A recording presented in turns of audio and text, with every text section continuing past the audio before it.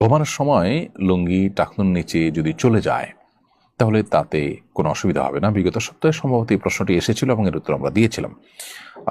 সাধারণ স্বাভাবিক অবস্থাতে একজন পুরুষের লুঙ্গি, পাজামা, প্যান্ট, চাদর, জুব্বা এগুলো টাকনুর নিচে যেন না যায় সেটা খেয়াল রাখতে হবে। হাদিসে কঠোরভাবে নিষেধ আছে। শোয়ার পরে যদি সেটা চলে যায় তাহলে সেটা আসলে মানুষের একে তো ইচ্ছার বাহিরে, দ্বিতীয়ত এটা সাধারণ এবং স্বাভাবিক অবস্থা নয়, যার কারণে এতে কোনো গুনাহ হবে না ইনশাআল্লাহ তাআলা।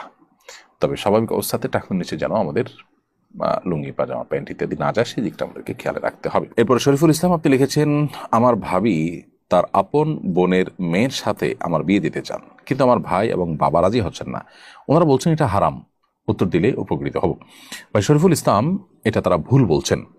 আপনার ভাবির বোন কিংবা আপনার ভাবির বোনের মেয়ে আপনার জন্য মাহরাম নন, বিধায় তার সাথে আপনার পর্দা যেমন করতে হবে একইভাবে তাকে আপনি বিয়ে করতে পারবেন। সেক্ষেত্রে আপনার ভাই হয়তো আপনার খালু শ্বশুর হয়ে যাবেন সম্পর্কে, তাতে কোনো অসুবিধা নেই।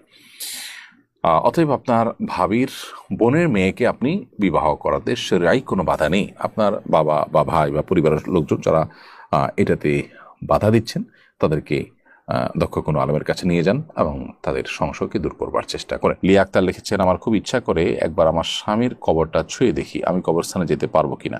মেয়েদের জন্য কবরস্থানে যাওয়ার পরে ফোকাহে একরামের বিশুদ্ধ মত হলো যে তারা কবরস্থানে প্রবেশ করবেন না। একান্ত কবরের কাছে ওয়ালের বাইরে থেকে আপনি আপনি দেখতে পারেন, জাস্ট আবেগের কারণে তাদের কবরস্থানে না যাওয়াই উচিত। বাহির থেকে আপনি দোয়া করবেন।